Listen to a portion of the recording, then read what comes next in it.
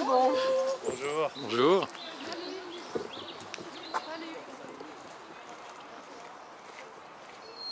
Du beurre. J'ai acheté du beurre autrichien. Ouais, du beurre autrichien.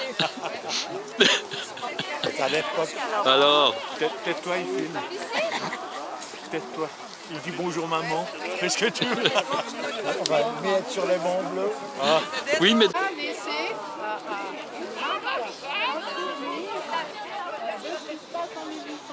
Avec ce monument qui est devant vous. Alors, il y a plusieurs plaques. Vous pouvez essayer de lire, on lit un petit peu les inscriptions. Vous verrez sous la tente tout à l'heure qu'on a reproduit.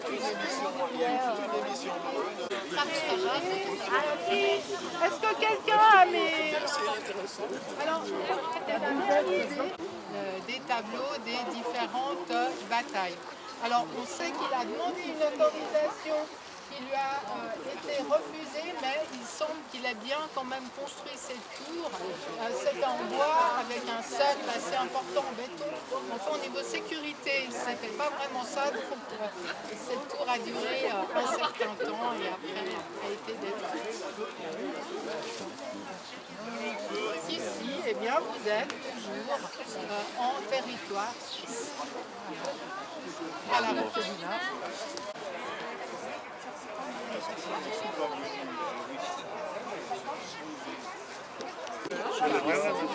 On avait fait une chasse 13 ans en arrière.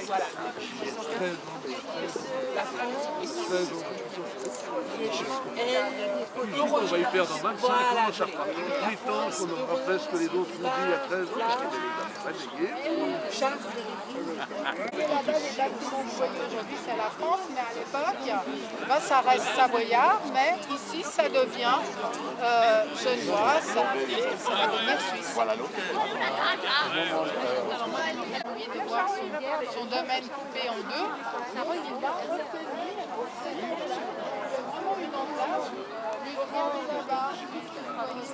Vous avez vu la carte? On parlait tout à l'heure de l'enclave, alors on la voit très bien ici. Hein. Donc c'est dans ces... Également, aussi, tout à fait. Donc ce virage qui va permettre d'étendre cette cour et de donner cette magnifique cour aujourd'hui et de construire d'autres bâtiments, des dépendances. Là, on est à la route française ou bien là, Oui, hein, exactement, tout à fait, absolument. Mais il y avait un moment, maintenant je ne me rappelle plus du tout, 1815, où la Genève a réussi à négocier pour qu'ils ne se tapent pas dessus, les Autrichiens et les Français. Non? Pour qu'ils... Ah, vous voulez... L'armée ne... Les alors, deux armées ne se alors ça, on en est à 1813. 1813. C'était par négociation. Alors non, en fait, ce qui se passe... Il parle juste deux mots pour voir si ça marche. Bien, alors voilà. Nous allons... C'est tout ce que je dis. C'est bon. Vous me dites quand ça commence, parce que là... Ok, parfait. Tu peux y aller, Gaëtan. Il faudra juste que je te dise... Alors, je vais reprendre la chronologie des événements qui vont nous mener à ce traité de Turin de 1816, avec ce magnifique panneau. Alors, tout d'abord, 1792. Donc, 1792, les troupes révolutionnaires arrivent dans cette région, arrivent en Savoie et vont donc annexer cette région et créer le département du Mont-Blanc. Alors un personnage, Anne-Pierre de Montesquieu Fensac, qui dirige cette armée révolutionnaire et qui va recevoir l'ordre, après avoir annexé la Savoie, d'envahir Genève. Il va se rendre vers la cité. Lorsqu'il arrive au pied de ces fortifications, eh bien, Genève a entre-temps fait appel à Berne et Zurich. Donc finalement, il va décider, sans en recevoir ou même sans en demander l'autorisation, de négocier avec Genève. Donc là, il va tomber en disgrâce. Alors on a une charmante légende, une charmante petite histoire qui dit que Montesquieu se trouve dans le domaine de Micheli où il a établi ses quartiers et qu'il va avoir juste le temps de sauter par la fenêtre pour échapper à ses poursuivants. Donc c'est un répit pour Genève jusqu'en 1798 et en 1798, Genève est envahie par la France et devient le chef-lieu du département du Léman. Alors vont suivre 15 ans, 15 années d'occupation napoléonienne pour la cité genevoise. Et en 1813, le 30 décembre, les troupes autrichiennes qui sont commandées par le général Boubna vont arriver aux portes de la ville. Les Français vont finalement décider de quitter Genève au matin par la porte de Rive et les Autrichiens arrivent quelques heures plus tard par la porte de Cornavant. Donc finalement, ça se passe assez bien pour les Genevois. Genevois qui étaient inquiets.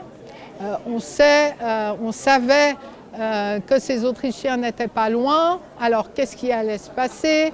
Genève allait être attaquée, des combats allaient s'en suivre. La population était inquiète et finalement tout se passe assez bien. Et nous arrivons le 31 décembre à la Restauration que nous fêtons chaque année. Et le lendemain, 1800, donc ça va être à ce moment-là la mise en place d'un gouvernement provisoire avec notamment Ami Lulin, Horace Louis Micheli, également Charles Pictet de Rochemont, personnages politiques qui faisaient partie de ce gouvernement de l'Ancien Régime et donc qui vont décider de créer ce gouvernement provisoire.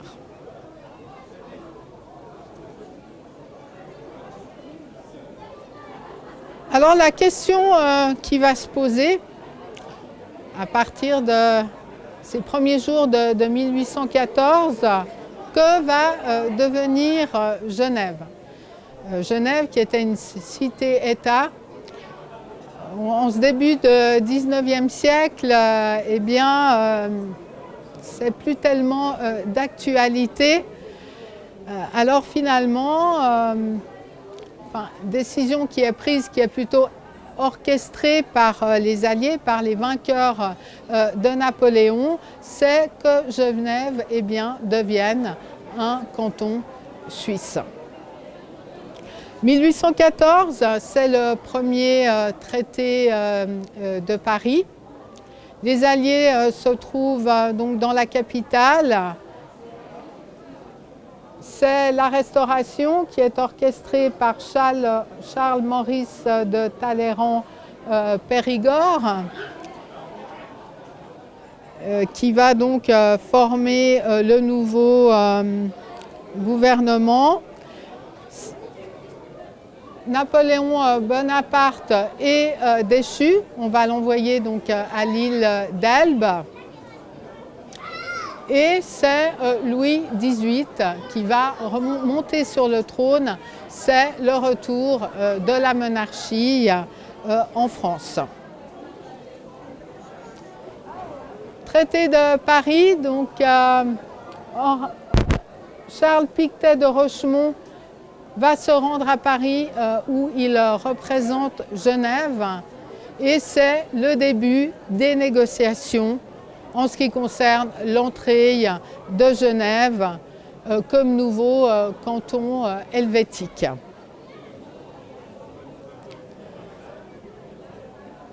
Alors, c'est accepté, mais il y a des conditions. Les possessions de Genève sont parsemées au milieu de territoires soit français, soit savoyards. Donc la première demande, eh bien, c'est d'unifier, c'est de désenclaver des possessions comme Jussy, comme Gentot, pour pouvoir en fait arrondir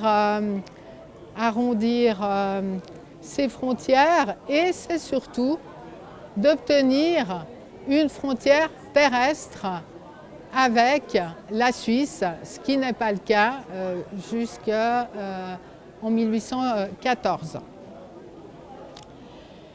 Alors, à ce même traité de Paris va être décidée l'organisation du congrès de Vienne, qui va débuter quelques mois plus tard, 1er novembre 1814, et qui va se poursuivre jusqu'en juin 1815. Ce congrès de Vienne, plus de 300 délégués vont se réunir avec toujours Charles Pictet de Rochemont, avec Charles-Maurice de Talleyrand pour la France, le tsar de Russie, donc tous ses alliés, ses vainqueurs, la Russie, la Prusse, l'Autriche, la Grande-Bretagne. La France participera également à ce congrès, puisque c'est là qu'on va dire à la France ce qui va se passer, puisqu'on va décider des frontières.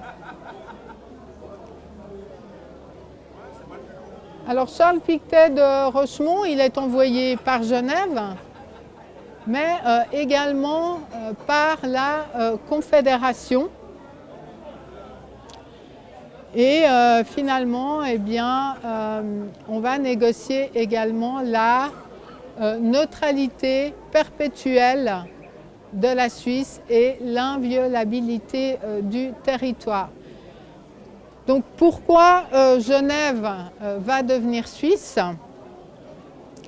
Bien, Genève se trouve entre l'Autriche, entre la France. En 1792, c'est le début des hostilités entre ces deux pays. Et on sait que pour mener à bien ces campagnes d'Italie, eh bien, Napoléon Bonaparte va passer par Genève, ensuite par la Suisse, donc par le Simplon, pour arriver en Italie. Alors on veut éviter quelque chose de semblable se reproduise, donc on va créer un État tampon entre ces deux nations si Genève devient suisse et si la Suisse devient neutre. Eh bien, ça va donner ce fameux État entre ces deux puissances.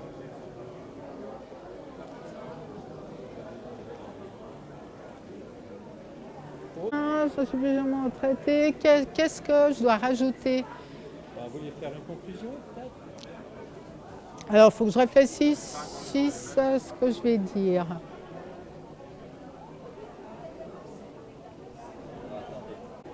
Voilà, très bien.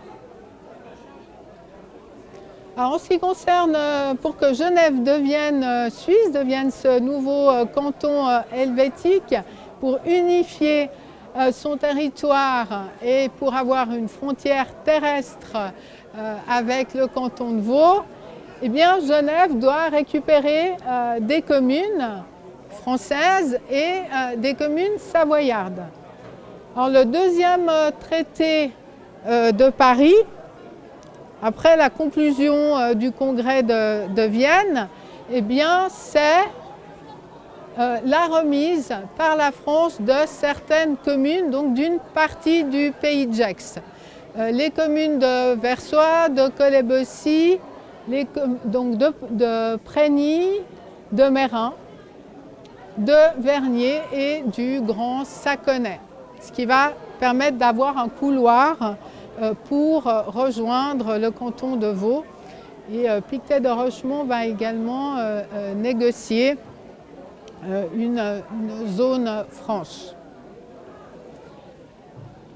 Alors tout à l'heure, eh bien, nous nous trouvions vers ce monument, dans ce domaine des Vordes, ce monument à la gloire, la Confédération érigée par Charles Jean-Marc Lullin, monument qui commémore ce traité du 16 mars 1816. Donc ce traité de Turin, c'est le dernier acte de tous ces événements et c'est la cession de communes savoyardes à Genève.